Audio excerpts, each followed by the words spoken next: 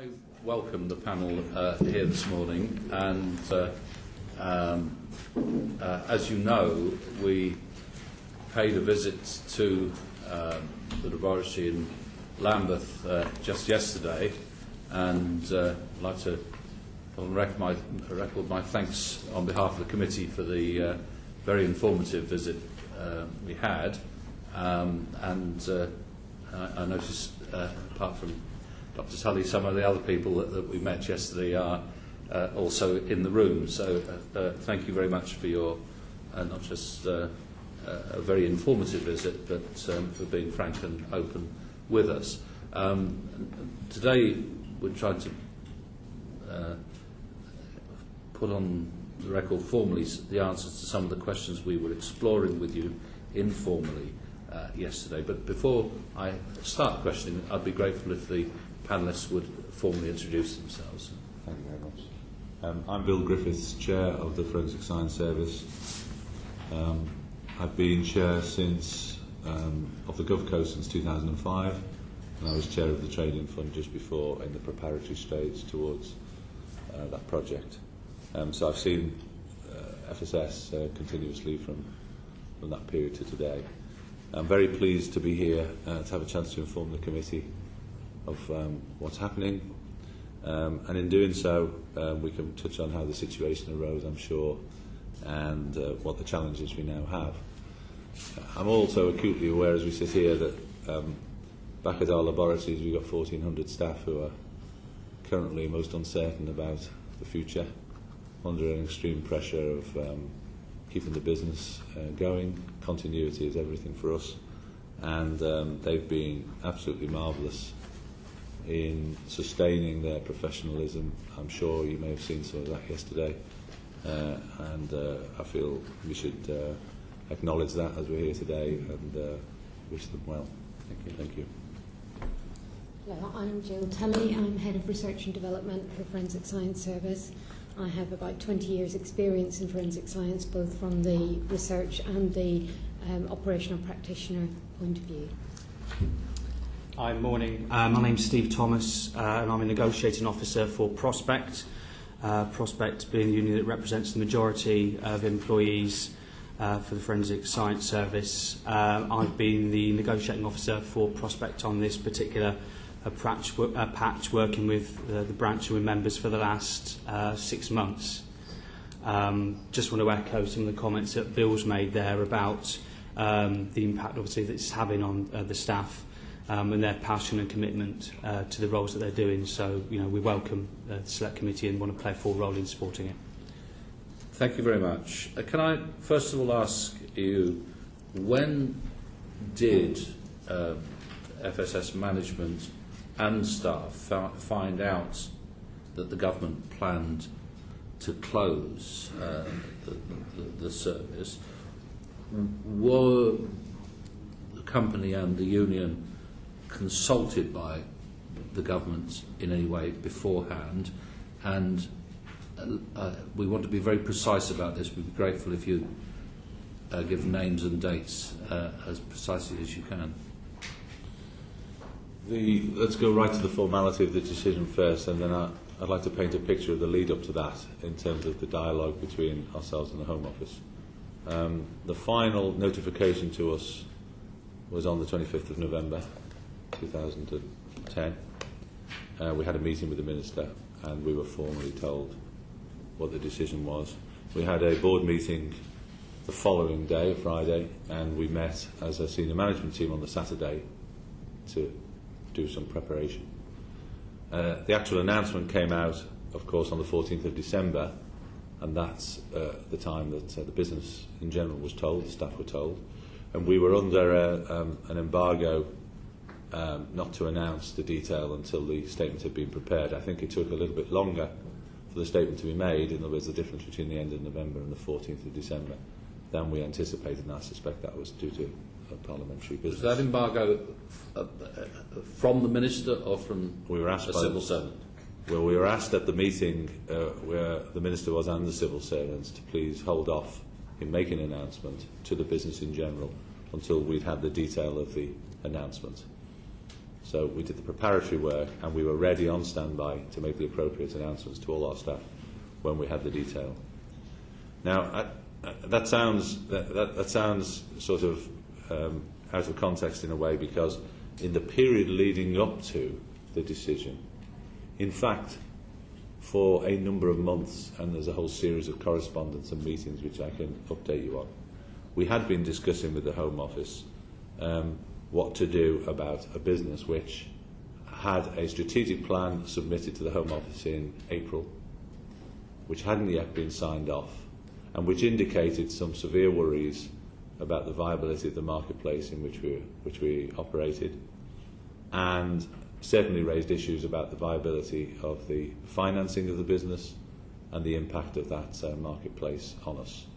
So there had been continuous conversations, and particularly when the new ministerial team took over, about the context in which we were operating. We had severe worries, let me be absolutely clear, about the marketplace, the police procurement developments, and what turned out to be a very sudden collapse in the available work to the forensic suppliers. Let me give you some numbers. In the previous year, the external spend was about 170 million. That dropped to this current year, we think, to around 110 million. And the magnitude of the drop meant that we had severe pressure on our revenues. And therefore that was raised in very great detail with the government ministers and officials. Can I just stop you there? I'm going to pull you in a moment, Mr. Thomas, but I just want to go back. You've been very precise, and you've got some figures there that indicate concerns going back. But in your submission, you say that you weren't cited on the final estimates used in reaching the closure decision. Could you explain that, please? Yes. The critical element of us going to a GovCo back in 2005 was a need for us to change the way we operate, which we undertook enthusiastically, and the possibility that the marketplace, which had other competitors in it, would reform, there would be procurement, and there would be a marketplace in which the suppliers could thrive, including ourselves. It was apparent, even in 2008, 3 years later, that this marketplace was not reforming and turning out to be the way we expected. And so what we did is we raised these concerns and asked for a formal market review to be undertaken. We asked a number of times. What we wanted to do was know what kind of a market, how big it was, and our plans, therefore, could be formulated to address that. So in the plan we put in April 2010, we said in the submission of the plan, we are not cited on how big this market is, how it will develop, and so on. And therefore the plan can only be as good as the assumptions we've made, and we'd like those assumptions to be validated. We didn't get any validation, any formal validation of the market. We wanted an external, broad, independent review. We didn't get that. So we were unsighted, other than the trend of submissions that we got into the business. So, had you been cited, what would you have said to the government? Well, it would have shown whether, following the transformation of our business, in other words, the closure of some labs and the change of ways of working, whether that would have been a stable platform to deal with the market changes, or whether we'd have to do other things, further restructuring or whatever. Okay. We also didn't know what plans there were for insourcing of work, which would normally be part of the external forensics supply market, how that insourcing was going to play out, because that would essentially take revenues out of the market and the work would be done by the police. So we were genuinely unsighted, but the level of decline in this current year, from about the time we submitted the plan in April, has been so severe. It's of the order of 20+%, and it was more severe in the second 6 months than the first 6 months. So we really had a very unstable situation throughout the period up to the decision.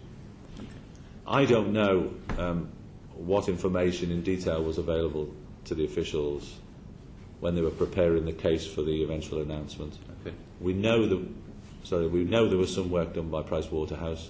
We did not see that until February, but in itself may not have been the only piece of information that was available. I'm not cited on the whole lot. Mr. Thomas, from the point of view of the staff.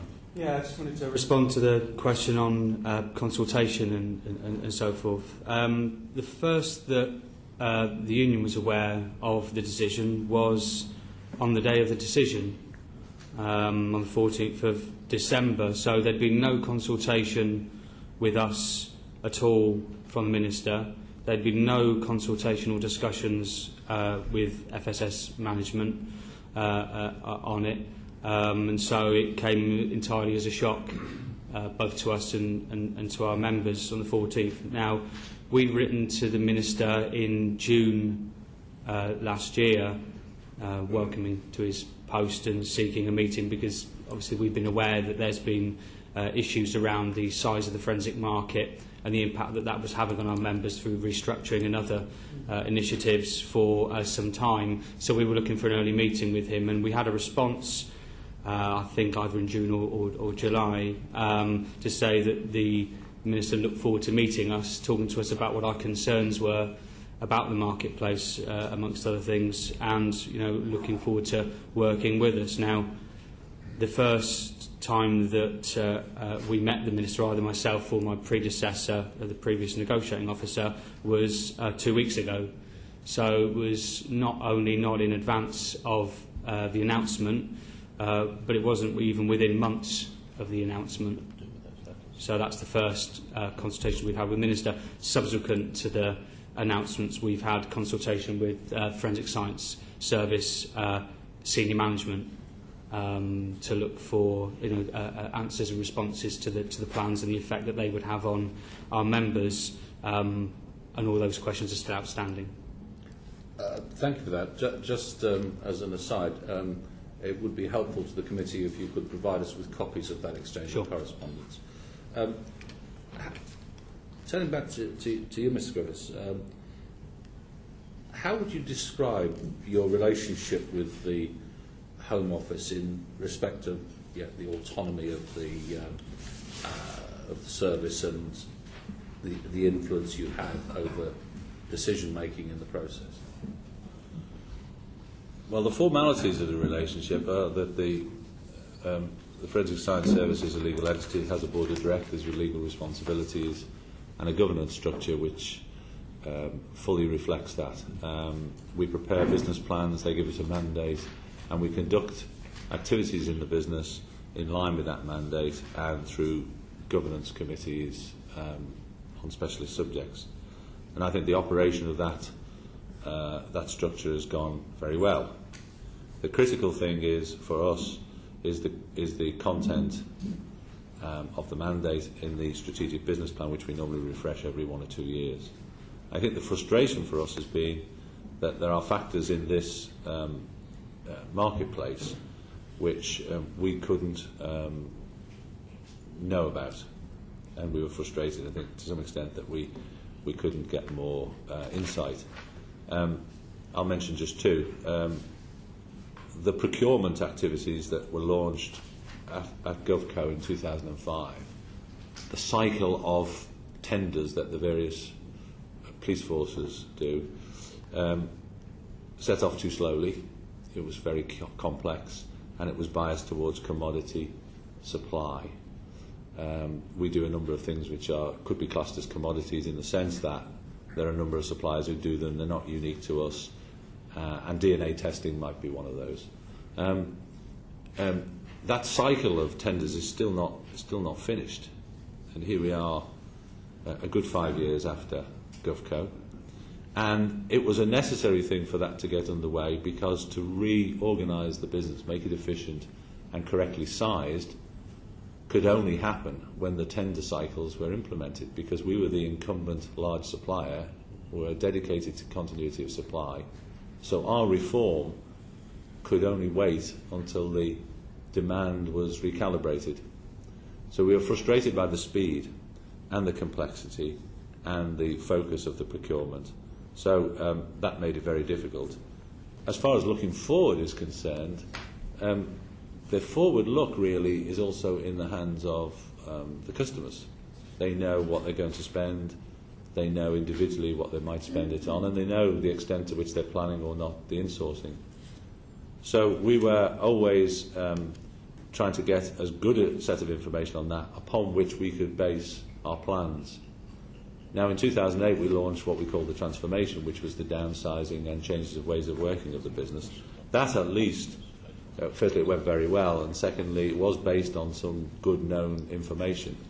That's 2008, 3 years after, or 2.5 years after we went to GovCo. So there was a little bit of catch-up, and we wanted as much assistance as we could to see clearly, because we were dedicated to resizing the business to be the right business, to be stable. And, frankly, we welcome a stable base of competitors who are healthy and innovative and so on. So the relationship was good, the contacts were good, but we were missing some vital pieces of information throughout, which obviously coloured the quality of the plans we had. Just for clarity, you used the word customer there. Yes. When we were talking to your staff yesterday, Yes. this came up, and we asked one or two people who their customer actually is. And I think one of the most interesting responses was the jury is the customer. Shouldn't that be the philosophy behind forensic science? I think it very much is the philosophy. The serving of the criminal justice system in general, and in particular presenting clear and authoritative evidence in court, is absolutely in the bloodstream of our organisation. I think it's a very good answer. It's a very appropriate answer to pinpoint the culture, the expertise and the dedication of what we do. But the reality is that we have commercial tenders that generate the business now that we win. And those commercial tenders, which are from police authorities through police forces, are another way of describing the customer. Right. And that leads us on to the structure of the business. Stephen? If we go back in time a little bit, do you consider the Forensic Science Service should have ever moved away from being an executive agency towards a more commercial way of working? Well, at the time, when the proposal to move to a GovCo was contemplated, there was a review, the McFarlane review, and I think that said was a good idea. And I think it was said it was a good idea, really for a couple of reasons. One is that already had been the introduction of competitors into the marketplace. We were disadvantaged to some extent, those competitors, because we had constraints as a trading fund, executive agency, which they didn't have. And there was a wish to encourage innovation, creativity, to bring new technologies and methods into a marketplace. And it was felt, therefore, that changing our status would be beneficial. So we were enthusiasts for the change of status in line with those objectives: freedoms, bringing innovation, and making sure that the broader base of forensic suppliers was improved and enhanced, and there was a good supply base. Unfortunately, as I've said, the market reform didn't happen. There's been hardly any appetite for innovation since 2005. We've found it very difficult to get innovative processes accepted, and indeed there's no real elegant process now to get innovation scrutinised and valued. Our suppliers are fragmented, and I think the general sort of profitability of them is probably not as good as might have been expected if the market had developed. So I think we set off with very clear aims, based on a decision which we didn't make, of course, but we could see the logic of. And we've tried very hard to make the best of that. But we are where we are now, and it's completely different to what we expected when we set off, is what I would say. Thank you. I mean, Steve, was Prospect enthusiastic? Absolutely not. At the time, and some of those who were involved in the representations that we made to the House and elsewhere, I think, are in the room today.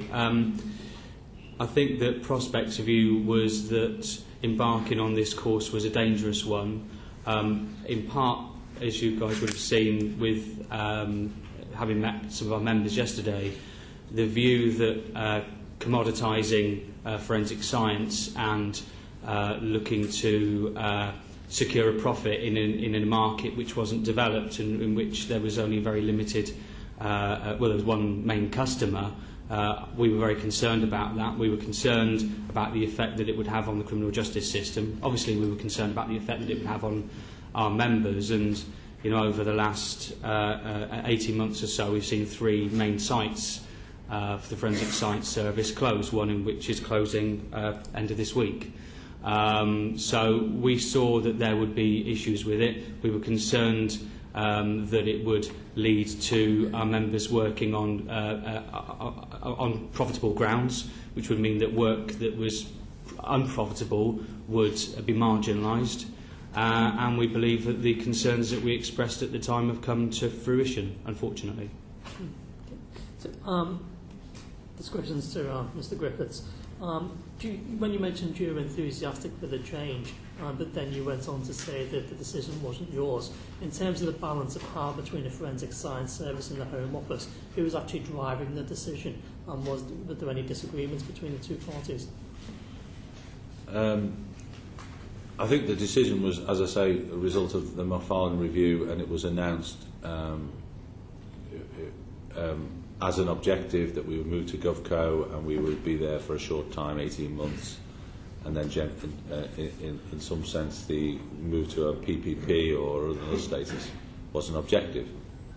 And that was made, I think that was made and announced. As far as the Forensic Science Service itself are concerned, notwithstanding that decision, we put all our efforts into, in the year before the actual change to a GovCo, so throughout 2005 and indeed a little bit earlier, into making the proposition, the strategic plan in which we went forward with, the finances, as good a plan as possible, a plan for success. We thought the market would grow. We thought the opportunities for innovation would be unlocked. We thought that we would get more efficient without in any way wishing to dismember the business or fragment it. But it was all about executing plans within that context, and had those plans come to fruition, our very first strategic business plan, which we launched around the time of GovCo, forecast a very positive outcome for the business based on a set of assumptions. We thought it was a healthy thing to do to at least give us a chance to compete with competitors who had different constraints. They were private sector, they were backed by different kinds of capital structures. So we felt we would gain if we enthusiastically did a plan which we thought could be successful. But it's only as good as, of course, the situation in which you find yourself, and indeed whether the growth and so on materialises. And I think, although the first 2 years we did flourish, subsequently insourcing and other things derailed us, and it got very difficult, and so we weren't able to profit from the change of status in the way that was foreseen. So just to be clear, you don't blame the corporate structure for its failure in terms of commercial? I don't blame the corporate structure in the sense of having some freedoms, running the business in a proper way, and having a very transparent dialogue with the shareholder, in this case the Home Office. I think that's worked very well. What hasn't worked to the way we intended was the context in which this corporate structure has operated, i.e. the marketplace, the relationship with customers, the commercial activities that have put pressure on us. So I think Prospect has called it a GovCo a failed experiment. Why do you think it didn't move from a GovCo towards a PPP? I guess it's hard to say. Perhaps because there was a lack of appetite, because it was seen that the market couldn't provide an appropriate mechanism to reward those that would be part of that private provision. Certainly, over the last, the recent years, as Bill said there, there's clearly been issues with the profitability of the Forensic Science Service.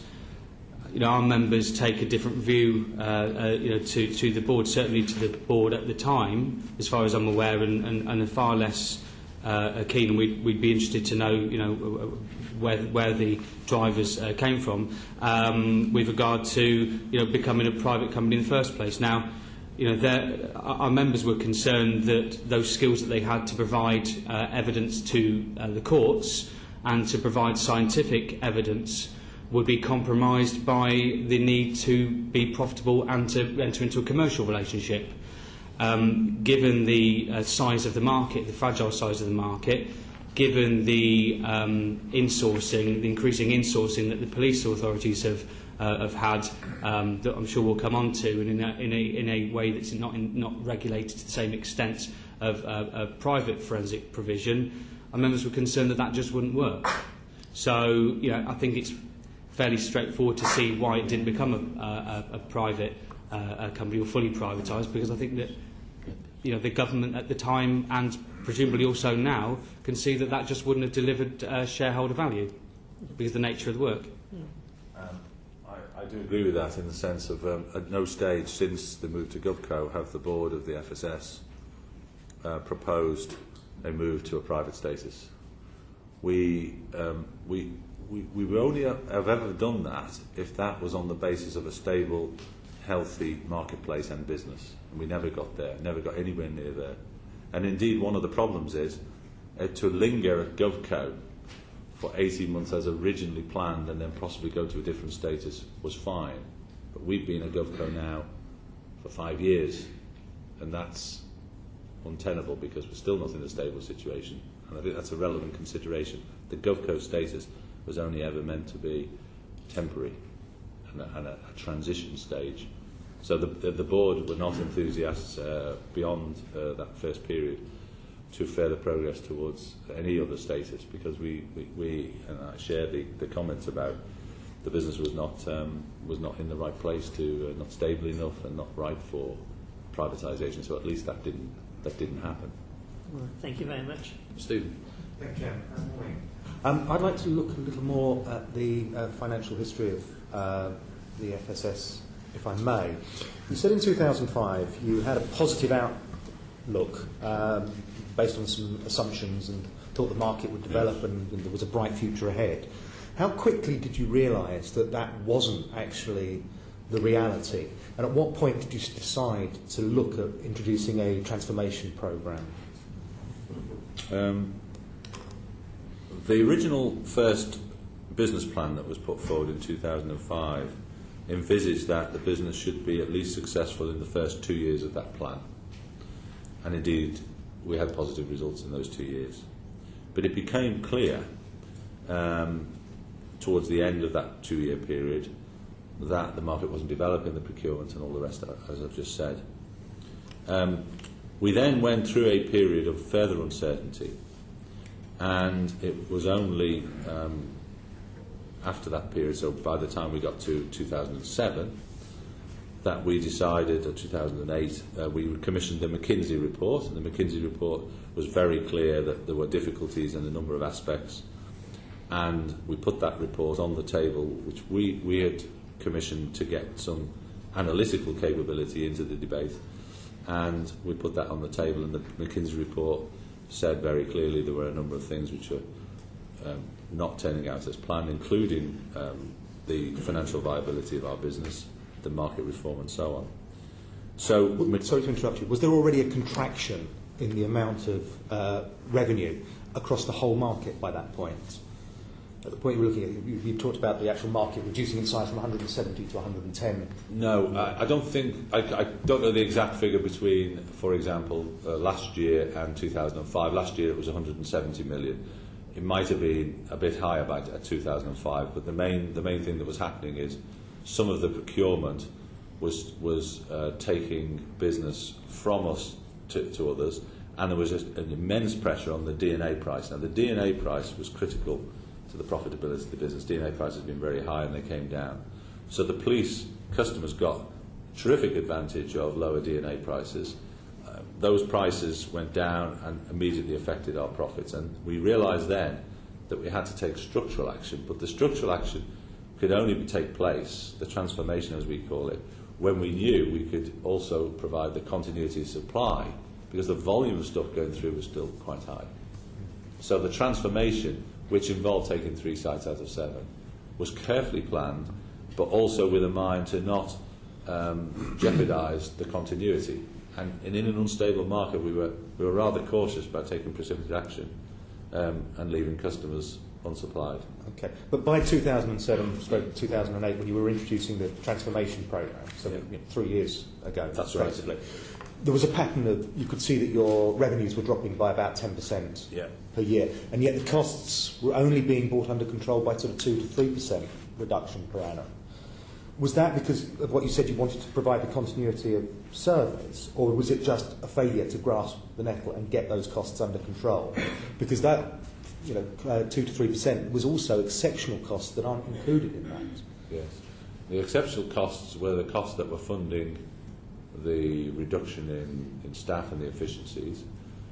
We realised that if we were to make reductions, and we were aware of just how much we had to do, but we had to do it in a way that didn't just take people out and stop activities, but we also had to simultaneously reorganise what was left. And the pivotal issue about transformation, it wasn't just headcount reduction, for example. It was to leave a business which was smaller and could still operate across the whole range of services that we had to have. So we had to have different ways of working, people in different places, and actually different structures. So it took quite a bit of planning. We had to make sure the risk wasn't there for the criminal justice system, and we had to implement it in a controlled way. But will you accept that in years 2008, 2009, 2009, 2010, including the exceptional costs, you were actually spending more than you were when you were making a profit?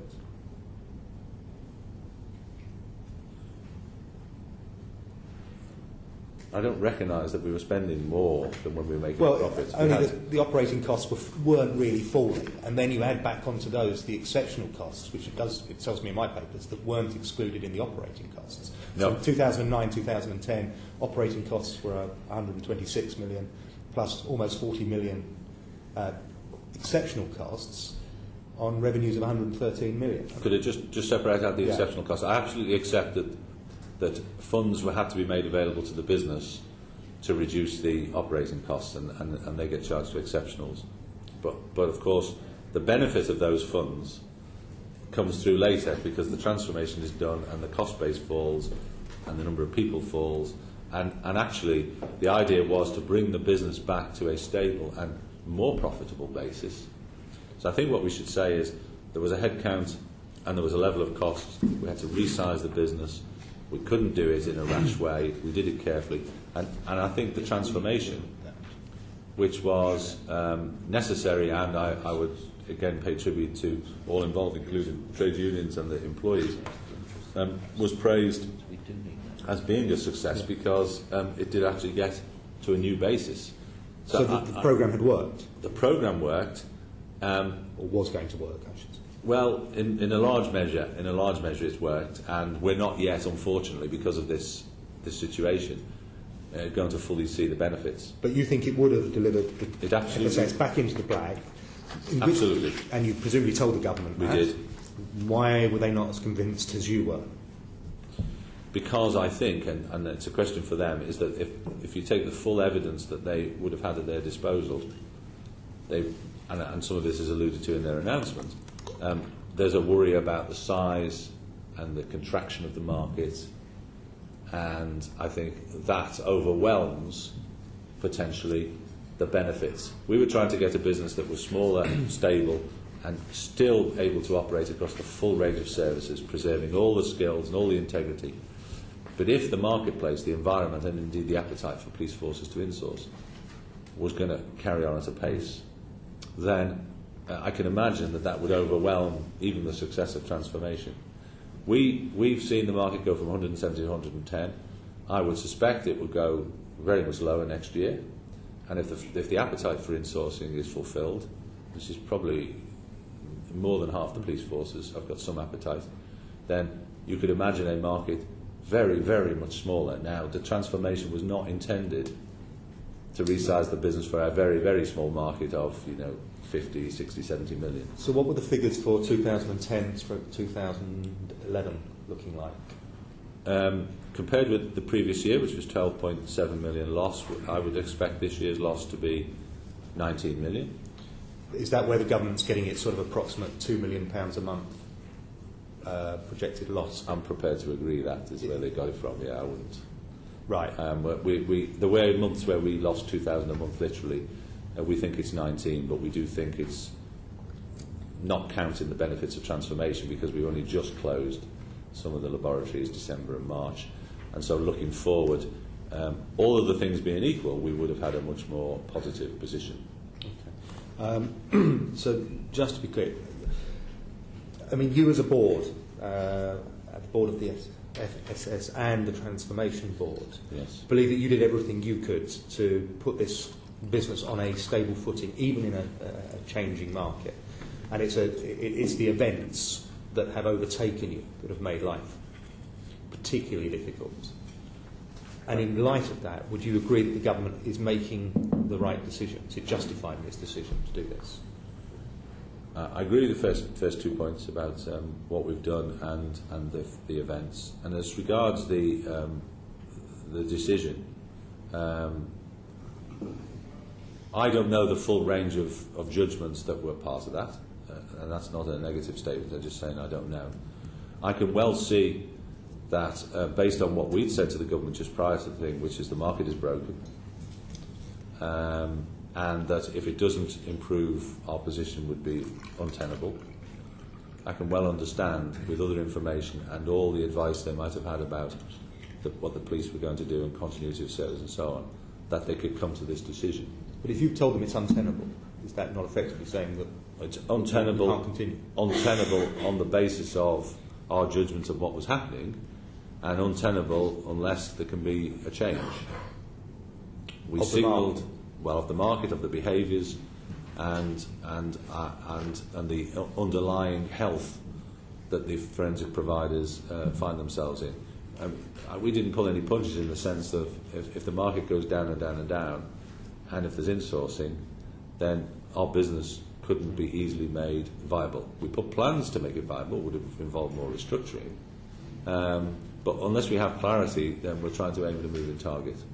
So we were very frank, and the real debate for us was how bad is it going to get, this situation? How's the market going to evolve, and so on. And I think in the round the government would have had that information, but they would have also had a lot of other information which I'm not cited on from, particularly the police and from their own officials, and other considerations from the criminal justice system as to how the decision was formulated.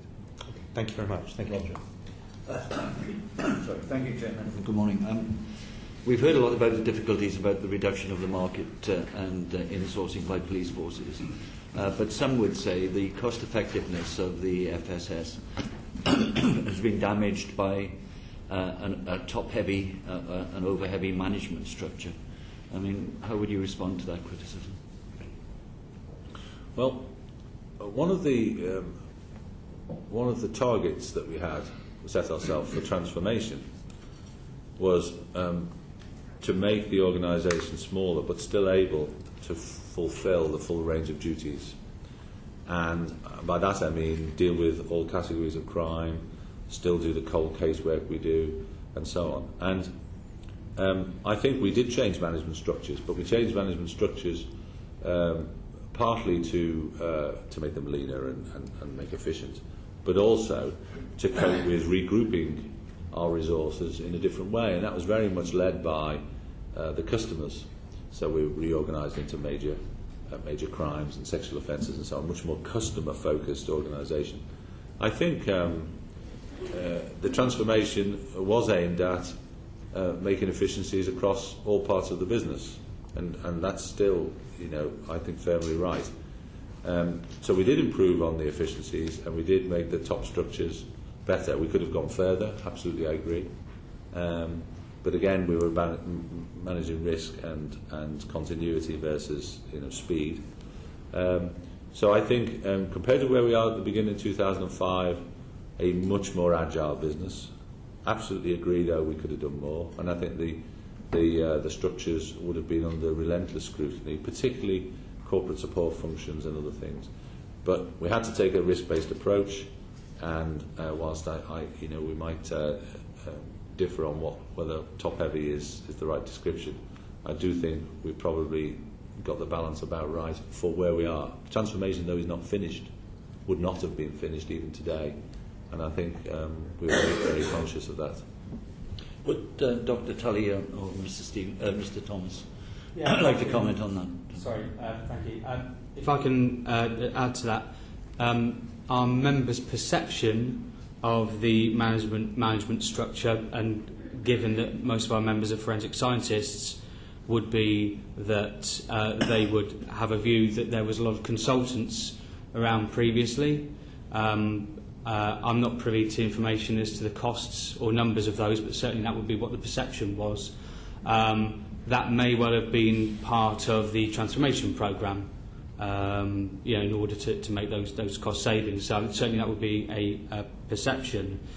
As far as the corporate support structures referred to there, again, our Prospect members work in the Forensic Science Service, at least the bulk of them, didn't go into that role to become contract managers, didn't go into that role to become commercial lawyers or so forth. And I guess if you're going to have a marketplace where there's bidding for commoditised work, you're going to need a support structure in order to make those bids and to support those bids and to enforce them and to deliver quality and all those sorts of things that the customer will need. So, our view would have been and remains that that's not a key part of forensic science, but if the decision is that there's a marketplace there and work needs to be bid for, then there does need to be that structure in order to deliver that. Our question would be what benefit that is to the criminal justice system. I think a point worth making is that some of the corporate costs are to do with quality and innovation as well. And I think sometimes these get mixed up in a bundle called corporate costs. And we think about 15 to 20% cost overhead of maintaining a very robust quality system and our accreditation, which is 17025. And in addition, we have our research and development function, which would be counted as an overhead on the business, but which we believe is essential to ensure future innovation and development that will help solve more cases and make forensic processes more efficient. Mr. Griffiths, you've already mentioned the McKinsey report. I mean, is it a valid criticism that there were too much money spent on consultants? And can you just briefly tell us exactly what the McKinsey report achieved? I'd like to distinguish the McKinsey report from the consultants that have been mentioned as far as the transformation is concerned. It is true that the formulation of the transformation strategy, the detailed work that needed to go on, and so on, was not something we could do through our in-house capability. So there were consultants involved, and I can well understand that having a lot of consultants in a business is, to say the least, off-putting for staff. Absolutely acknowledge that. But it was very necessary, and we didn't have the expertise, and we couldn't have done it on our own. As far as the McKinsey report was concerned, what we tried to achieve there was to provide a genuinely helpful input into a complex situation. We've been going for a couple of years. We thought what we need is an authoritative and independent view, as much to put on the table to stimulate debate and to put real judgments there, not from a partisan point of view, but to inform and genuinely help the dialogue that was going on between us and the Home Office and between the customers and so on. So I think we can judge whether the McKinsey report was a useful exercise. I actually think the things that are in it have virtually all come through. So if you judge a report by how forward-looking it is, absolutely it was an extremely good report in retrospect, and very, very, very, very sound in the number of observations made and warnings made about what might happen. But I think we should ring-fence that and say that was a different kind of exercise. It was meant to be external for its own validity. What happened about the McKinsey report, and was it acted upon? I would say no. I don't think it was acted upon in the way we hoped. I'm sure it was read and understood, and it's for others to say what they felt about it. But it is an exercise that, in retrospect, when we look back, is amazingly accurate in the analysis on what might happen if certain things were to occur. So I think I would certainly do it again if I had my time, but how much traction it gets is of course, to some extent out of our control. Can you tell us that why the number of caseworkers were being reduced, while at the same time there was an increase in the temporary workers? And what effect did that have on the overheads of the business? I've got two parts to that. We'll talk about what the caseworkers do. Maybe Jill could do that. But we were trying to change the shape of the business. We had a business before all the changes which were based on laboratories, to some extent serving local police customers, and we had a full range of capabilities, as far as generalisation would say, at each laboratory. We were faced with having to change the way we work to have less laboratories and national services provided, and a different role for the caseworkers in the way they were organised and how they were operating with other scientists. So temporarily the business got skewed because we had consultants in, we had temporary people in, we had overheads that hadn't been changed, and we had the transition to from 7 sites to 4, which is only just finished actually at the end of this month. So I think what we've really got to say is we were on a journey through a model to try and get a stable, better business with different ways of organising our scientists and other people based on less laboratories, national services rather than local. And I think snapshots in between will show that it's not fully over, and therefore we've got a skewed sort of structure. I think the idea was to come out of transformation with a business that was better formulated and more capable of operating in that national way. At no point did we lose sight of the fact that the people doing the forensic work are absolutely pivotal from a quality and a delivery and the discharge of the duties in court point of view. And I think the maintenance of that core capability, strategic capability, has never ever left our mind. What we're trying to do is to arrange around that group of people the best possible structure to enable them to operate. Sorry. Did you want to make? Yes, the delivery of forensic science casework seems to be changing quite rapidly and is one of the biggest concerns of FSS scientists at the moment. I think returning to the earlier comment about who is our customer is quite a good place to start with that, because whilst the police commission and pay for the work, the ultimate end user is the court, and the needs of those two constituencies are not always the same. So what we've seen in recent years is that the forensic procurement approach being taken has been towards driving the work down to commodities and simple analytical tests, and potentially losing the wider interpretive value. And this has been highlighted by a number of submissions to this committee, but also in a letter by Joseph Bono, the President of the American Association of Forensic Sciences, that he sent to the Home Secretary in regard to the closure of the FSS, where he pointed out that forensic science is a puzzle, and if you split up this process, then you won't see the whole picture. And it's very much an issue of concern to all our caseworking scientists that more and more they're being directed very clearly to just examine small fragments of evidence in a case in an analytical way, and they're not being able to see the whole picture and put that together. And we've already seen instances where that has led to problems with quality and problems in court. Right. Mr. Griffiths, you said that the standing of the scientists in this was maintained all along, but it has been suggested actually that the position role of scientists has been downgraded in the organisation. And perhaps can you just comment on the fact and tell us how many of your senior managers and directors are scientists? I mean, I haven't got it depends what group of senior managers, I haven't got the statistics, but very happy to provide them. I think we're very aware that the forensic science capability is absolutely paramount in the business, notwithstanding the competitive market and all of that. And we've made every effort to make sure that that forensic capability and the integrity of all of the work we do is not forgotten.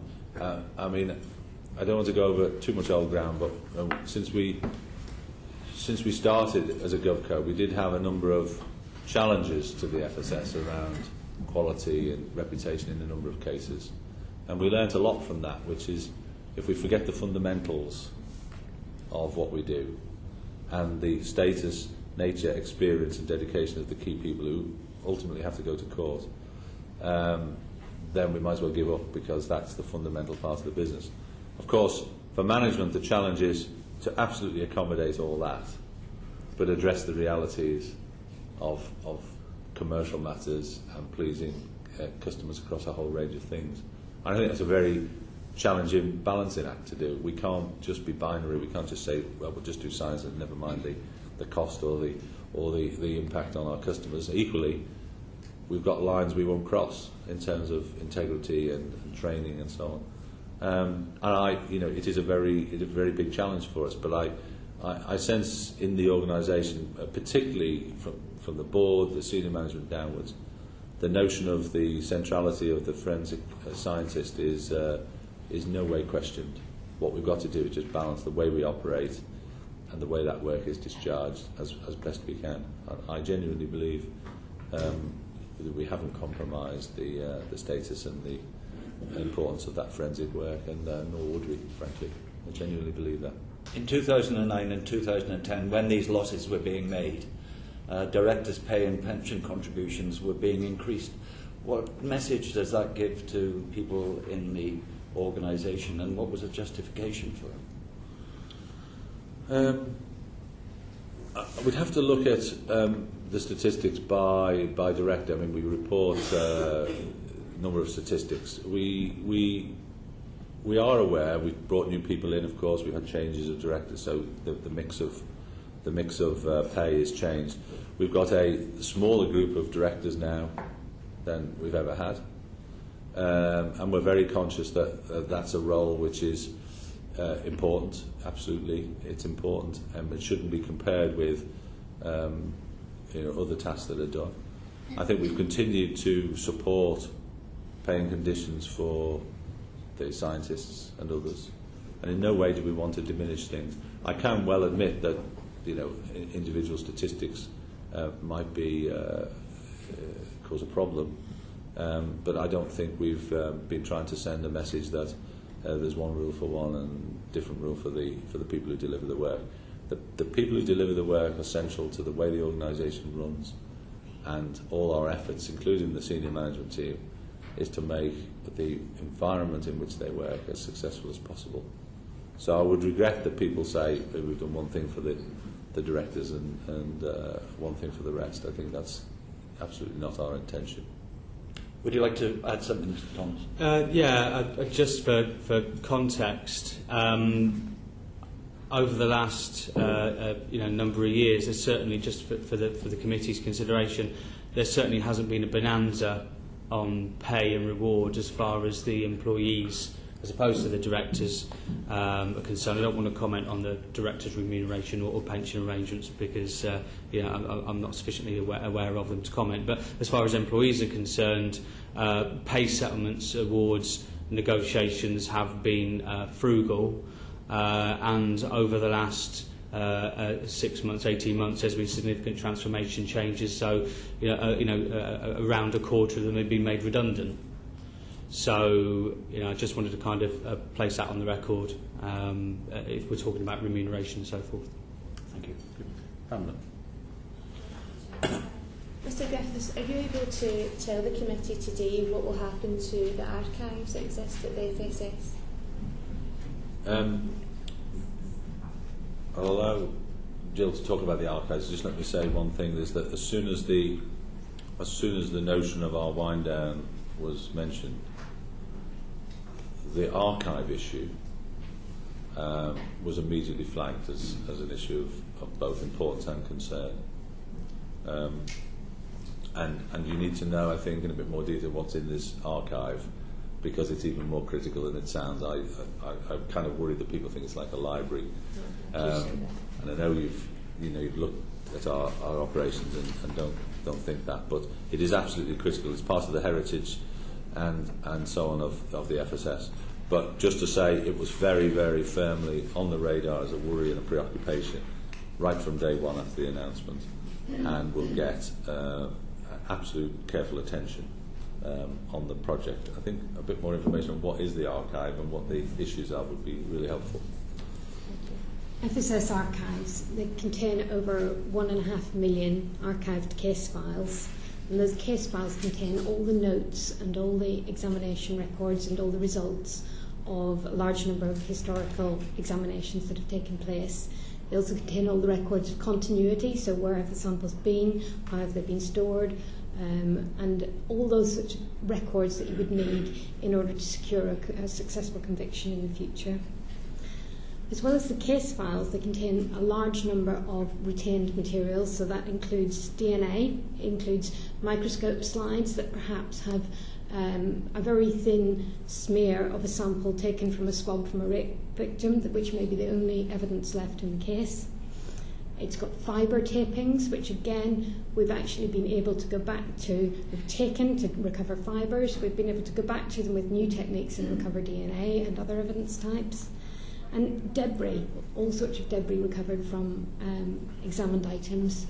And these sort of archives and the accompanying records don't exist in police forces or elsewhere. So the magnitude of the archive and the importance of the archive can't be underestimated. In conducting any sort of review into old cases, so we use this term cold case reviews, but what we mean there is to go back and undertake a thorough and systematic examination of retained material and archived material and case notes and case files to see if there is any material left that would benefit from re-examination in the light of new methods and techniques that have been developed. And this is generally undertaken in close cooperation with the police force, who know what has happened in the case outside the forensic arena. So that sort of analysis we've undertaken in many, many cases. We've had over 220 successful convictions from very old material based on using new methods and new techniques.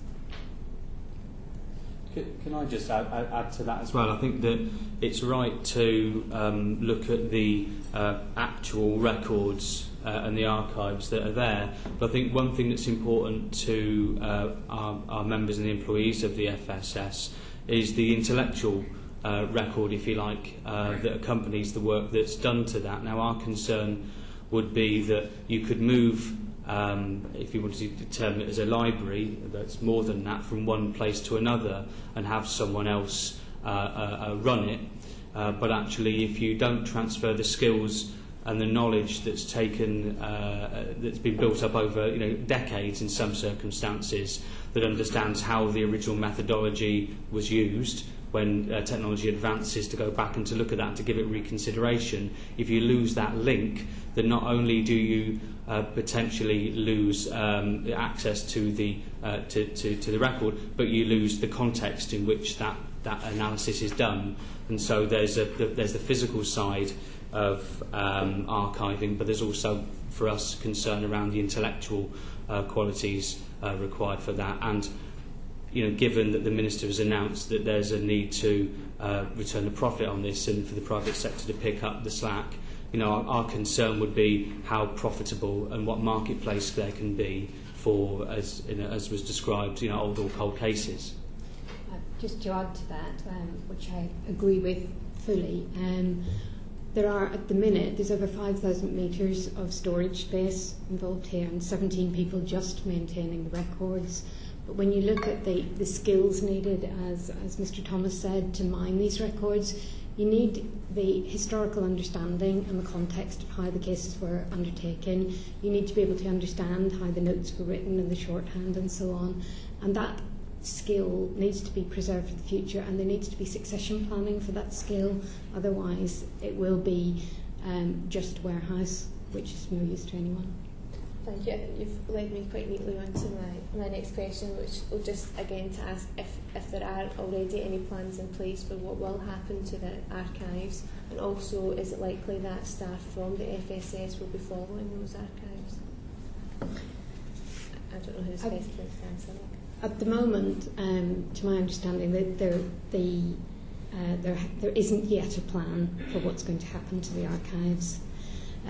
What we are engaged in active planning on is how we are going to archive all the current material and all the cases that are currently being undertaken and that won't be finished before the wind down of the FSS is completed, and how the archive will be appropriately documented and placed in the best possible position. But beyond that, to my knowledge, there isn't a plan for what will happen to it. And if there is one, I'd love to hear it.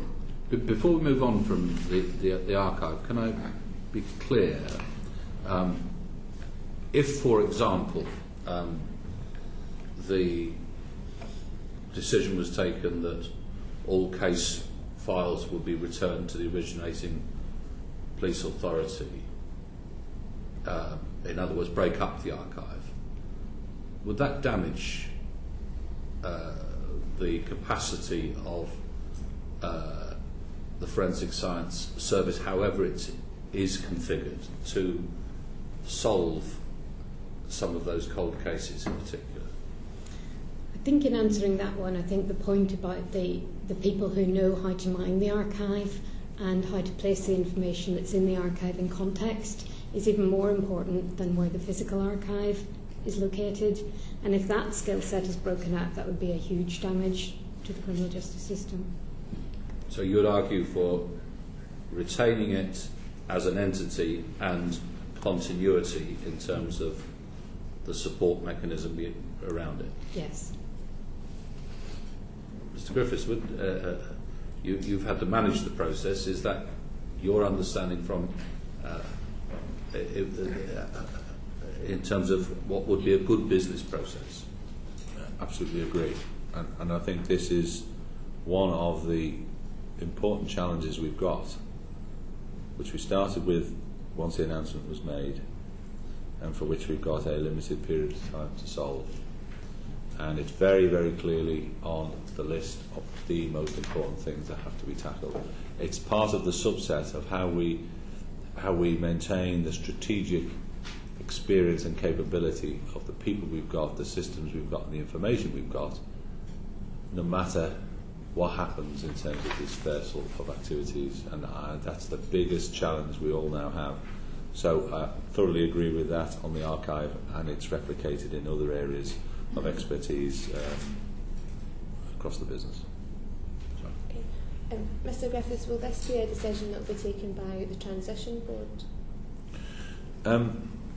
The Transition Board is a forum, if you like, to get the participants together and to discuss things. But as far as my personal view is, we are trying to look after FSS and its activities as the primary responsibility we have. So we will of course use the Forensic Transition Board to discuss and broker agreement, but I regard it as our responsibility to find good solutions to these matters. They're within the orbit of FSS now, and our job is to make sure that these are brought to people's attention and we find good solutions. So we'll use the Forensic Transition Board to facilitate and cooperate and manage things, but we're going to take the responsibility for moving the things forward.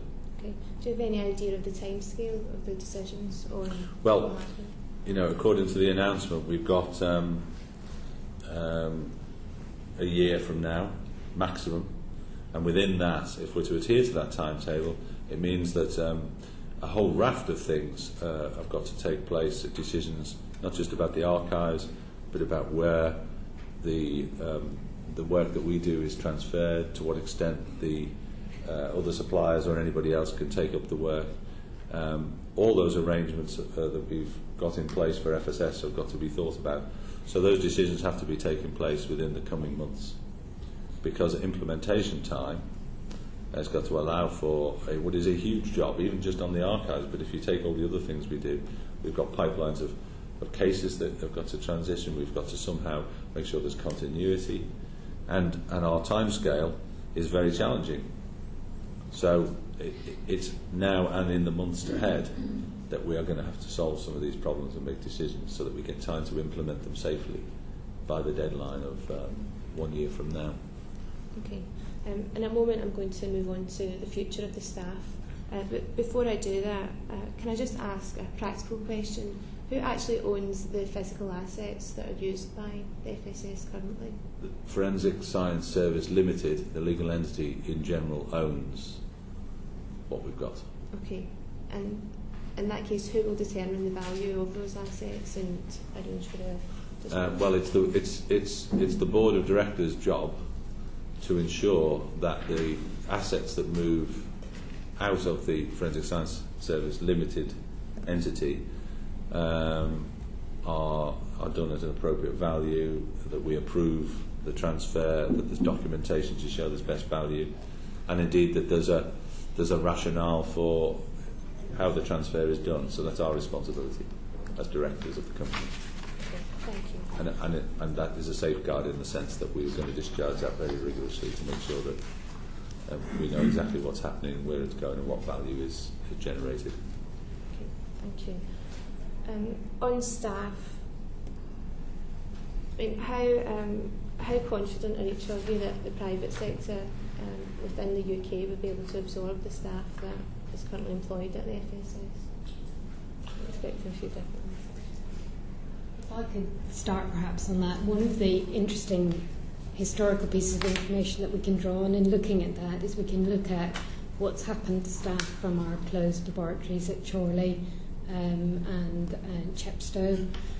And in the main, obviously we don't have a full data set, but from the information we've been able to gather, around 90% of the leaving staff have left the profession completely. So there is a real risk to the UK's capability and capacity to undertake forensic science well. Now, some of the issues will be around relocation. Not all of these members of staff, particularly very senior members of staff who are, at a stage in their career where they're settled in an area, will be willing to relocate.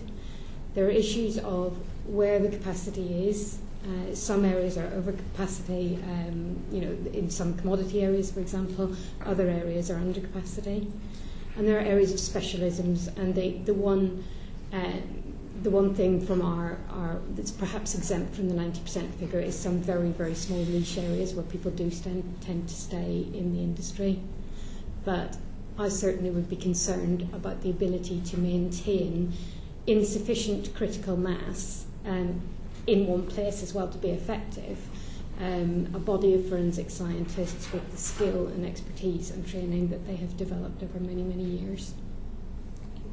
If I can just echo that, I wholly agree, and Prospect wholly agrees with the comments that Dr. Tully's made there. I think the illustration of what's happened where buildings have closed in Chorley and Chepstow, for example, is illustrative of that, where, as we say, around 90% have left the profession.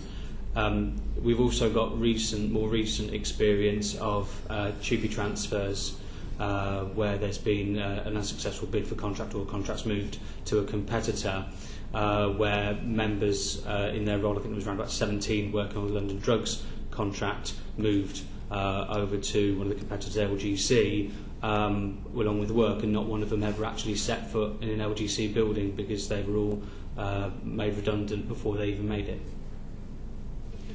There's also an issue, if I could perhaps add to it, of areas that don't easily transition into the commercial providers.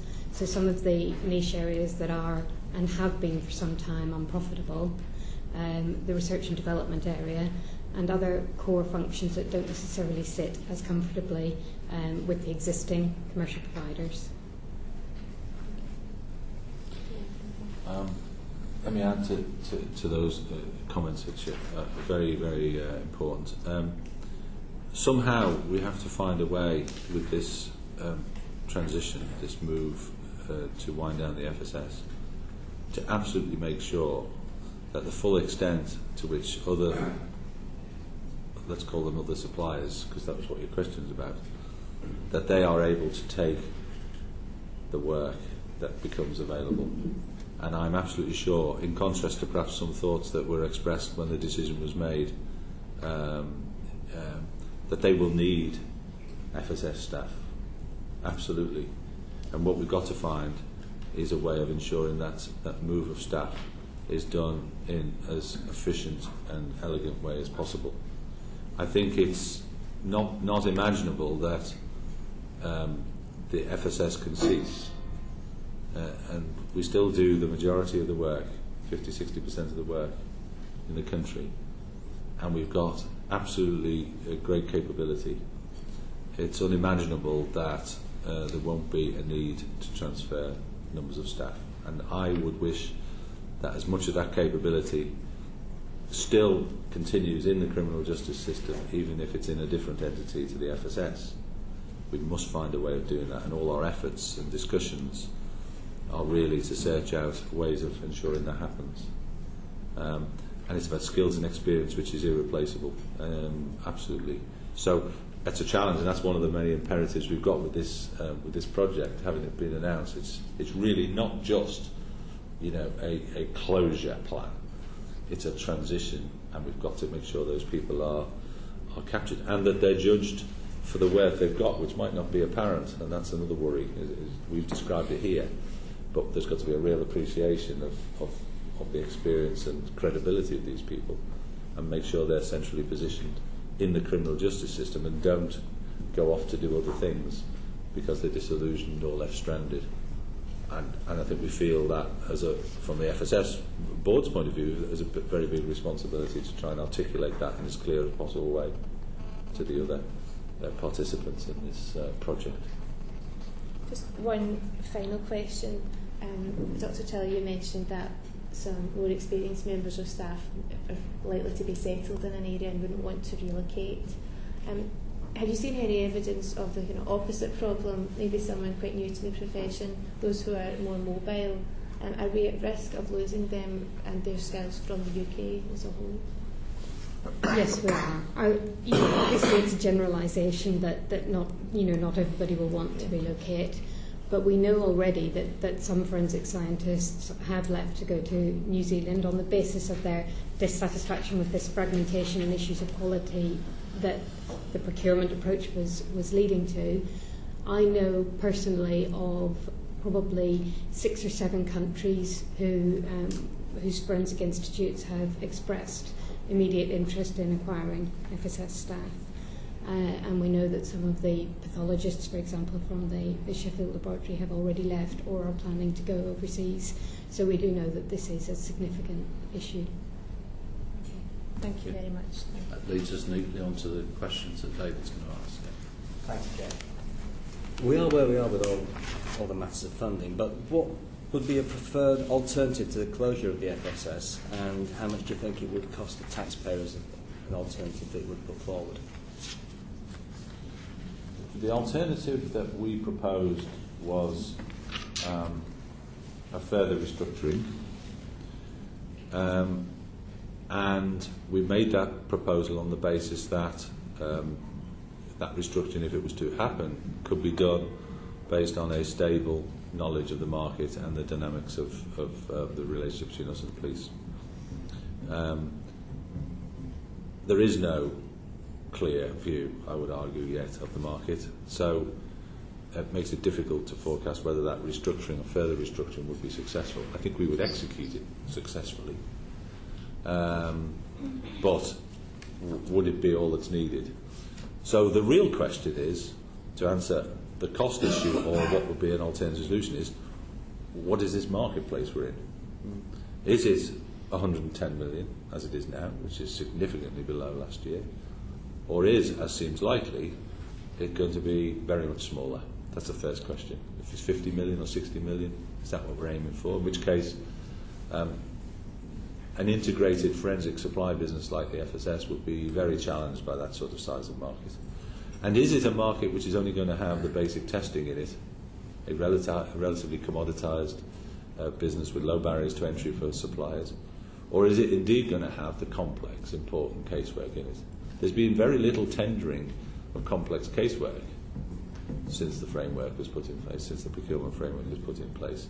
What we've had is mostly procurement activity around the basic commodity items, and one might wonder why it takes so many years to do that, because it's a relatively simple thing. But I think it really depends, before we go any further on the analysis, is what's the target we're aiming for? Is it 50 million of commoditised testing, in which case the FSS is clearly not been set up, and nor is it equipped, and nor is it staffed for that kind of a business? Or is it something that's more close to the level of spend and complexity that we had last year, in which case we could do a further restructuring? But it all comes back to, in what environment are we resizing or reshaping this business as an alternative to the wind down proposal? Do you think there's a devolved administration or a different nationalities model that you could adopt or you could emulate in the future? Let's try the different nationality. I think without having a full set of data before me on the efficiency and cost base of all the different nationalities, just from my own personal knowledge of the different jurisdictions and how they operate, the Netherlands has a good system where they have a Netherlands Forensic Institute, which is a core state-funded institute. There is a small amount of commercial competition in the market, which has demonstrably in the last couple of years reduced turnaround times and increased efficiency at the Netherlands Forensic Institute. They have a dedicated research facility, and they have very good collaborations with academia, both for research and for training, where some of their most senior people hold professorial posts at the universities. So the Netherlands did look at going towards a fully commercial model, but on the basis of the efficiencies that were made in the system, and I think on the experience of the UK, it's my understanding that they've pulled back from that. Yeah. With regards to the FSS operations and the staff losses, do you think it is too late to stop the process of closure?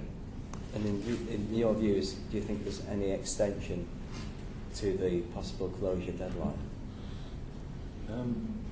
Can I just come back onto the target, the marketplace here?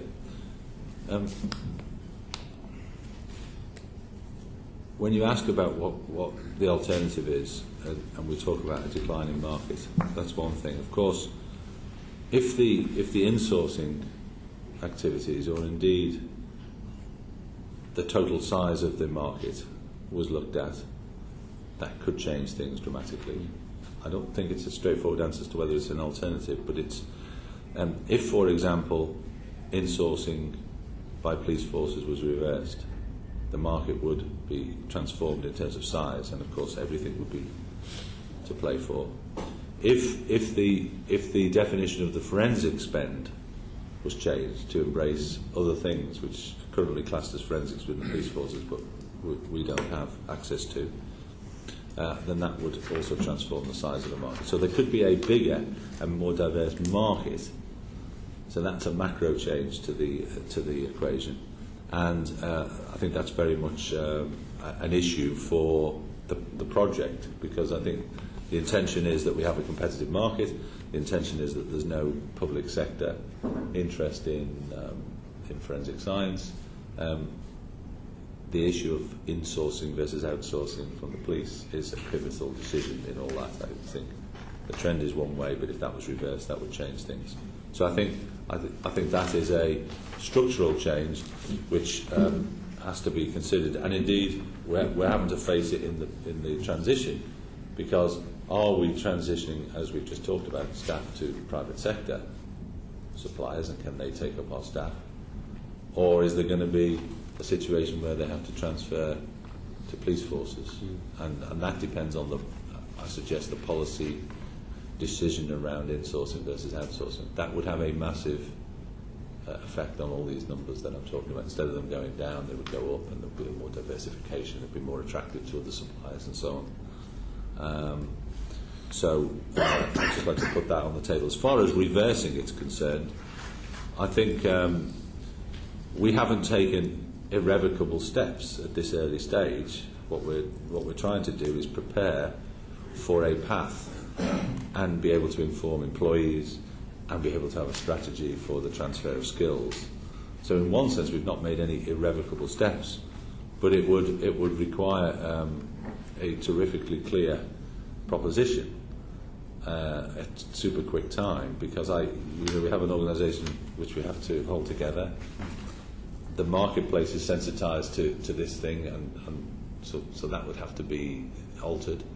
And I think we'd have to have very big efforts to retain the credibility with staff if suddenly we had to change to a new proposition. I would welcome consideration of what the total available market is, because whatever happens about this decision, that is a critical factor in retaining the capability of our people and having a proposition that keeps the skills in the marketplace and keeps the whole thing productive and healthy. But whether that comes out, I think it's a little bit early to say, although we are trying to do these things in a matter of weeks and months, not years. So we will probe that, and I think it's a pivotal issue for the Home Office as to how it wants to decide on that. Thank you very much. Graham. Who's going to gain and who's going to lose if the FSS closes?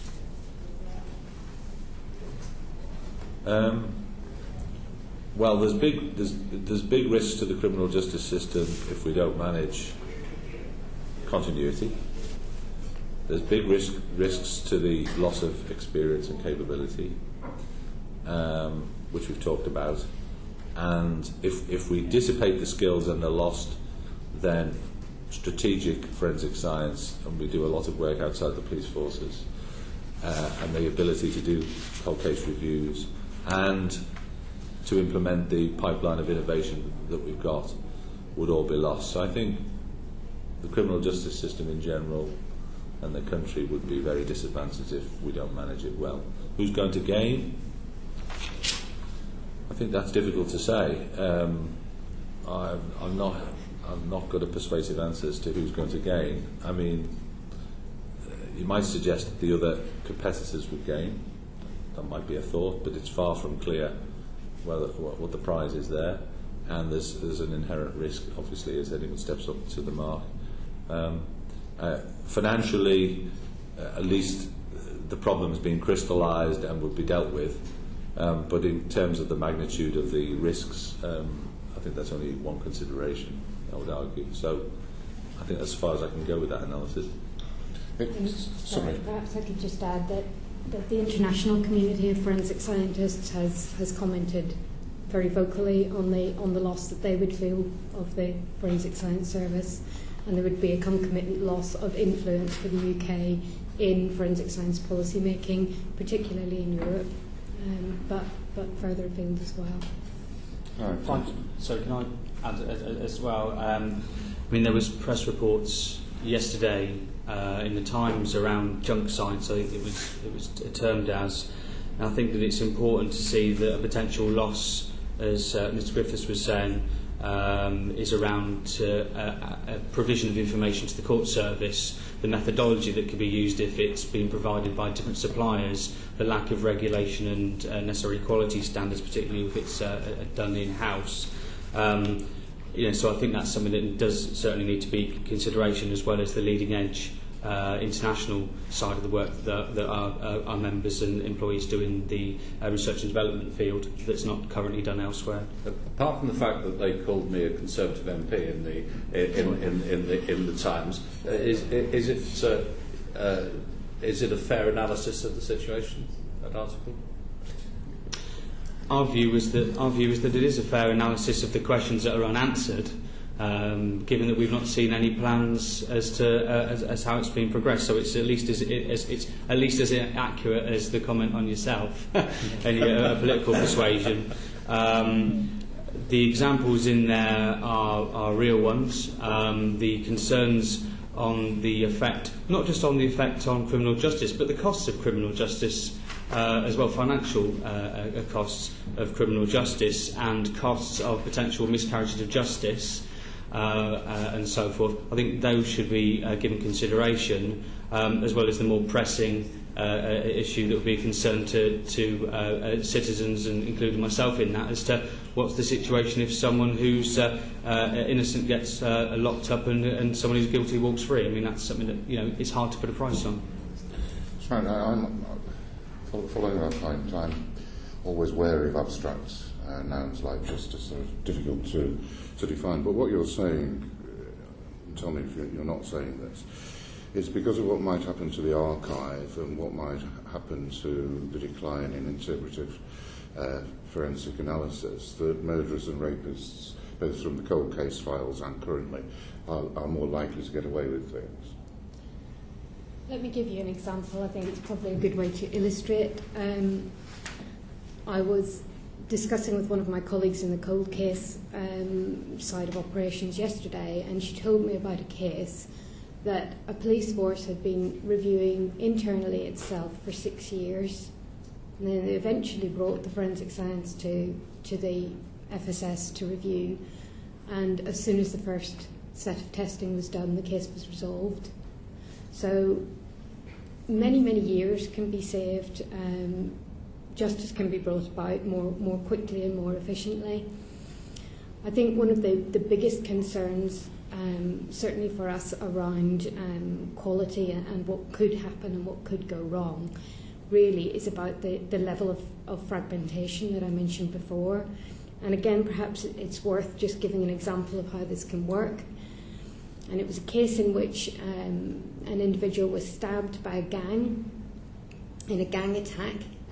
Now, the clothing of the suspects was examined in an in-source police laboratory, and swabs of blood were sent to our laboratory for analysis.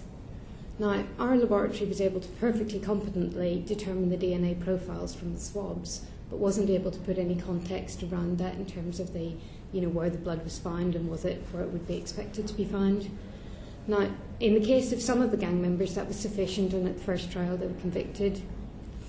But what happened was that one of the gang members, the clothing when it was screened in the police laboratory was negative for blood. It was reported as there being no blood there. So when it came for retrial, coming up to the retrial, our scientist requested from the police, could she possibly re-examine the clothing?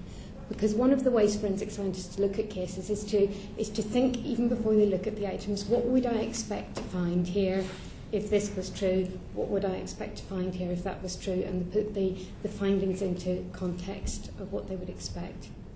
So she would have expected to find blood on the clothing of this individual if he was involved in the attack. And indeed, when she re-examined the clothing, she found a very fine spray of blood on that clothing.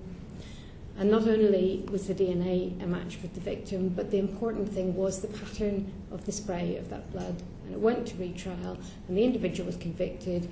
And because she was able to put into context that he must have been very close to the victim at the time of the attack, he actually got a longer sentence than the other gang members. But that required a retrial and required significant extra work to obtain that conviction. I mean, as far as I'm concerned, this is absolutely central to this inquiry, and I don't want to leave any ambiguity about it.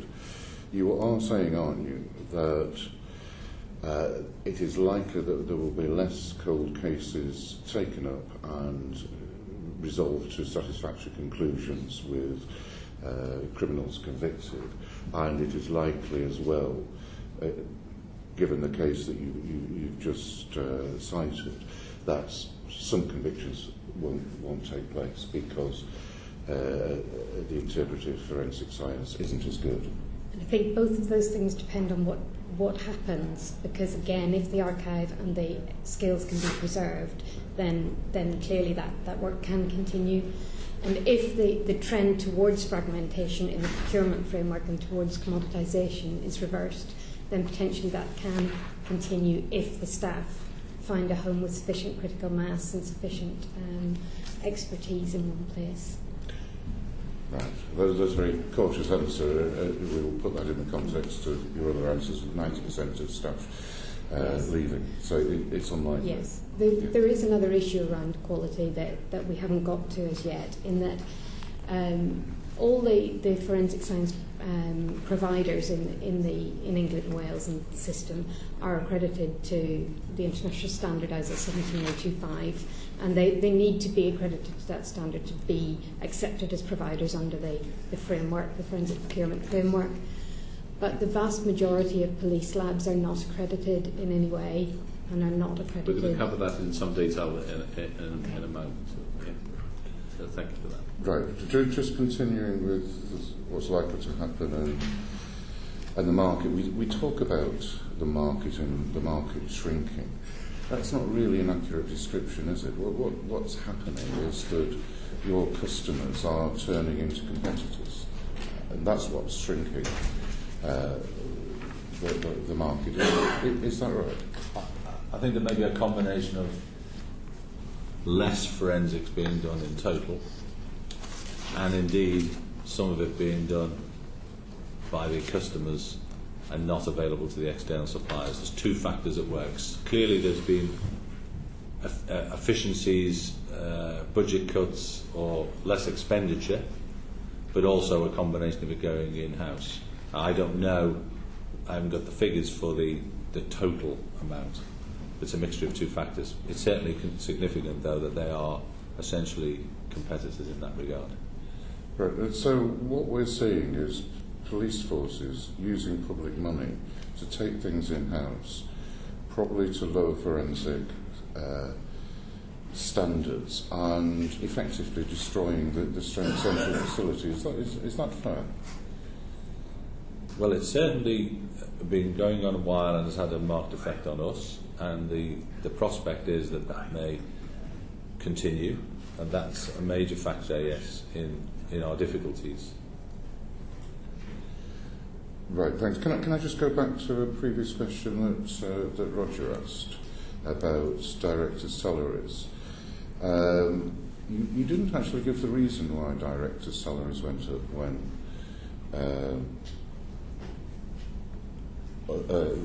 work was declining.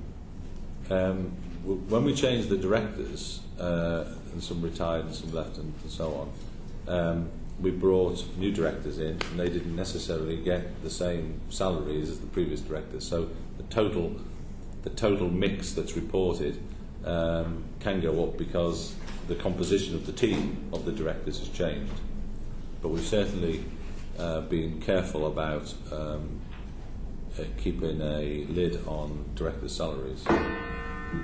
Right, just a final question. Do you think forensic science ultimately, do you think it's ultimately suited to a market approach?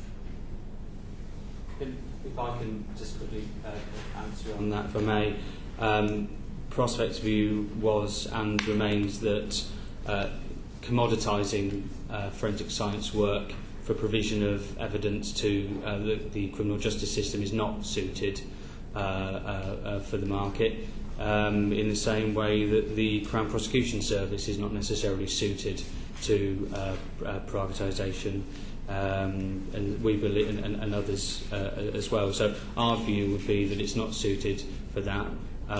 There may be repeatable industrialised processes that can be used on fairly standardised testing that can be put out to a market and can be bid for. But when it comes to research and development, when it comes to providing impartial advice to the courts, as our members have said to the Select Committee yesterday, our view is that it's not suited to that. And so when the question is around £2 million loss being made each month, we can argue that actually that doesn't take into account transformation costs, and the question's been asked in-house and that's not been responded to. However, even if it were 2 million, our view would be that that's not a loss, it's a cost for the criminal justice system. Thank you. Gavin. Where Graham left off, just to get a clear view on the market, you've used the figure several times of 170 million in the previous year, 110 million this year. For the market that's available to the Exactly, that's the question I was going to ask. That's the external market. Yes. Do you have figures for the level of expenditure in-house by police services, and I believe the fire service also do some forensic work as well? Do you know what the level of that is in those 2 years? I don't have the exact numbers with me, but we can assert that the level of insourcing has gone up. I think there's been work done by HMIC, and that shows there have been significant increases in insourcing. So we know that the insourcing is going up. What we've really also got to focus on, what the total spend is. If we could add the external and the internal in the round together on a like-for-like basis, and I'm a bit wary about banding numbers around, because we're very clear what the external market is. The way expenditure is counted within the police forces and whether the definitions are precise, I think, is an issue around transparency of data. But I think there has been a significant increase in insourcing over the period, and that will continue. And that's why I say the market's likely to fall significantly below the 110 in future years. We'll obviously be asking other witnesses that question, but any data that you do have will be very interesting. One of the things that we picked up on our informal discussions yesterday was a sense that there is a degree of cherry-picking going on, that the in-source work tends to be the simpler work, and the work that comes to you is the more complicated and expensive work to do. Do you believe that if the police service and the fire service had to go to external suppliers for all forensic work, that you wouldn't be in the position that you are today? That the business would be viable on that basis? Absolutely. I think we've got, if we had a complete marketplace with clear boundaries and a healthy group of suppliers competing, then I think it would be much more sustainable and would be much clearer what the roles are on both sides of the equation. I mean, clearly the trend is slightly the other way at the moment, but I think it's definitely a way of improving the health and stability of the marketplace to have not just a different procurement system, but also different boundaries around the market. And I think that's the clarity that we've missed since 2005. The proposition for us was predicated on a clear view of the market boundaries, and those market boundaries have not been sustained. Okay.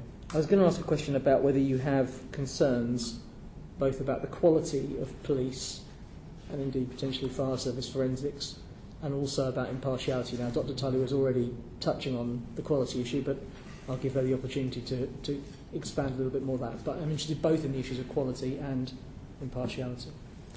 Okay, if I deal with the issues of quality first, what we would like to see is a level playing field on quality where all suppliers have the same standards for quality. And the regulator, the forensic science regulator, is putting forward a framework and standards for quality, but it's not mandatory. And as yet, the forensic service providers are generally taking a very positive approach to that. As I've said, they're all already accredited to 17025. And there are pockets of accreditation within police forces as well. But the vast majority of the laboratories haven't gone for accreditation. That doesn't mean that their quality is bad, but it means there is no way of measuring whether their quality is good or bad, and there isn't a culture of continuous improvement embedded into systems and processes. There may be in people, but not in systems and processes. Now, we believe also that 17025, although necessary, is not sufficient to ensure quality, because it's very much a standard which is around laboratory testing. And it doesn't really cover issues like setting the forensic strategy for a case, working out which items to examine and which not. It certainly doesn't cover the complex interpretation of the results and the presentation of the evidence in court. So it's part of a wider framework that is not in place, and is certainly not in place as a standard across all laboratories. It's, as I say, the forensic science providers are generally all compliant with 17025. One of the historic and current roles of the FSS has been in advising on quality standards. And in fact, I think Dr. Willis from the Dublin Laboratory put in her submission that without the FSS, the mothership will be gone, and the regulator standards are built on FSS norms. So again, the onward development will need, the regulator will need advice from practitioners, and those will need to be built on, and it will all need to be improved if there's to be good quality across the board. Okay. I've just got two final questions. Earlier on in your evidence, you said something along the lines of that you felt that the police and the court service had slightly different interests when it came to forensics. Do you want to spell out what you perceive those interests to be? I think the police are under tremendous cost pressure and are seeking to conduct their investigation rapidly and at low cost. I think sometimes, in our experience, low cost and value for money have not necessarily been the same and have been confused. And then at the courts, I think the submission from the Forensic Science Northern Ireland Lab puts it rather well, in that the courts are wanting high quality, well-reviewed science with no real consideration of the cost at that part of the process. We do have anecdotal examples recently of additional forensic work being required by CPS just before a case goes to court, because although correct analytical tests were performed, they didn't actually answer the questions that needed to be answered for the courts. So, for example, and this is important around the role of innovation and whether that can be fully supported in the commercial marketplace, is that of benefit to the court are robust data sets to base interpretation on. So something like going out and generating a survey of how many gunshot residue particles are generally found in the environment is extremely important if you're going to interpret low levels of gunshot residue in criminal cases. But the police, as procurers of that forensic science, wouldn't necessarily want to pay for the overhead of having that study performed. Okay. You've given a number of examples to the committee of situations where perhaps the police didn't initially make the best possible use of the forensic advice they could have gotten. You gave the example of a case that had been reviewed for 5 years and then they came to you for a cold case review and actually was very quickly then resolved with a successful prosecution. And you've talked about how often you just get asked to perform a test rather than a wider analysis of all the forensic data. What would your general experience be of the extent to which the police understand and make the best use of forensics? And if the answer is not particularly well, does that actually point in a different direction to much of what we've discussed today, and actually saying having forensics closer to the police might be helpful in that regard? I think that's a very difficult question to answer. I don't think I have enough of a view across enough forces and enough different evidence types to give you a really realistic answer. So I'll be very glad to come back to the committee with a better response on that question. I think it would be better if I was to do some more thorough work and come back with an overall view. I think that certainly our experience is that the procurement framework is moving away from that good use of forensic science, and that's very widespread. Thank you, Chair. Stephen. Thank you. From what we heard yesterday when we visited the lab in Lambeth, and from what you've said today, there seems to be some areas, in particular the analytical testing work, which can be done across a broad range of providers. But there are some areas which you seem to be almost unique in. And we've talked about the cold cases, we've talked about the interpretive work that you do and the advice that you give. One of the other areas is research and development, and I want to go into that into a bit more detail. But before I do so, do you think that's a fairly accurate assessment of the situation? And are there any other areas which only you, the FSS, provide, and it's not sort of available elsewhere in the marketplace? I think one area that hasn't been mentioned yet is some of the work on sensitive counter-terrorism investigations, and particularly where those are going to end up in court, and it's not just for intelligence purposes. In terms of where else those sort of services can be provided, other than evidential work in relation to terrorism cases, I believe that we are the only organisation who has experience of doing that. The LGC is another full service provider in the market, and they do provide a lot of these different services. Again, it comes to, where is the critical mass for the whole of the UK provision. Many of the other providers just provide some services and not the full range. So I think it's a fair assessment. A couple of the scientists that we saw yesterday mentioned chargeable and non-chargeable work. I guess if it's a straightforward test, there is some sort of charging structure. If it's a police force coming to you or one of the secret services coming to you, asking for advice, asking for your suggestions, how to proceed, would that be chargeable, or would that be just would that sort of disappear into your corporate costs budget effectively? I think there has been a history of it disappearing into our corporate costs, and we have been trying to get on top of that to provide added value services, whereby, as well as the analytical services, our customers can pay for this added level of advice. That hasn't necessarily been easy to do given the structure of the procurement framework. I guess if the Secret Services came to you and said, we need a hand on this, you're not going to turn around and say no, are you? No. Fair enough. Okay, when it comes to research and development, how do you think the closure of the FSS will affect the forensic science research and development within the UK? The FSS conducts probably more forensic science research and development than any other organisation. Certainly in the UK and possibly worldwide, the only other organisations who have a similar scale of research and development would be the University of Lausanne, the FBI, and growing areas in the German and Dutch and some of the Eastern European areas. But really, in terms of scale, it's enormous. One comment has been made in the scientific press by a former lead in research at the FBI, Professor Badoli, that we cannot think of any other forensic institution worldwide that has contributed more to the advancement of the forensic sciences than the FSS. And I'd like to put into context as well that we have a central research and development facility that is very sizable and very productive. But as well as that, we have research, development and continuous improvement happening throughout our operational laboratories. We have principal scientists in each field who lead the development in their areas.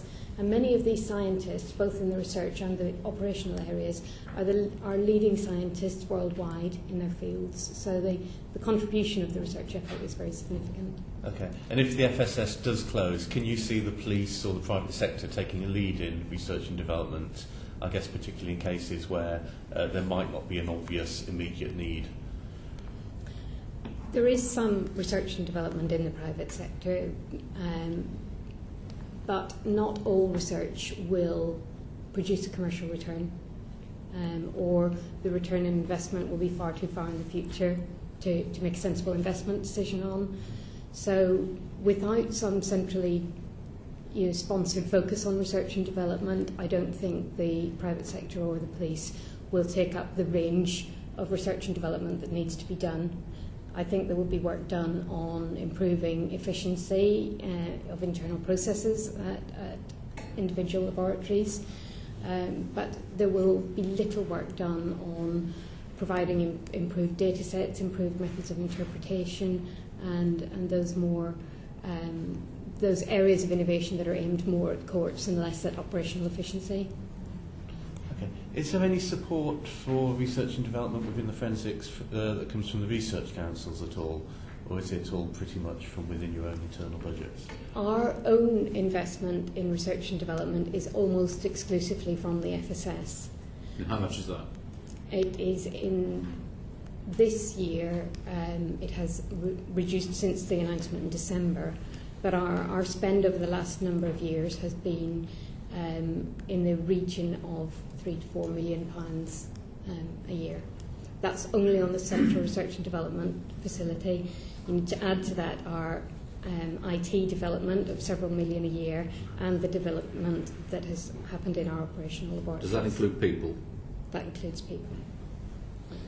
Okay, and you'll be aware that in January the Home Office announced a review of research and development of forensic sciences.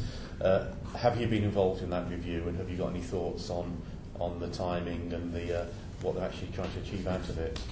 We've certainly been involved, and we've submitted a response to that review. In fact, even before the closure of the FSS was announced, I had invited the Chief Scientific Advisor to the Home Office to come and see what we do in forensic science research, because with being within his portfolio, it was important to do that. And he has come in and he has seen the range of our R&D, and we have made a submission. We're slightly disappointed that the submissions are limited to 1,000 words. It makes it very difficult to get across the range and the importance of this subject, but we've made ourselves fully available to the review, and we will contribute as actively as we possibly can. Mr. Thomas? The union has also made a submission to that. We welcomed the announcement of the review, although we were concerned about the timing of it coming after the event, the announcement of the closure. If I can just come back on a couple of points around research and development and just expand on.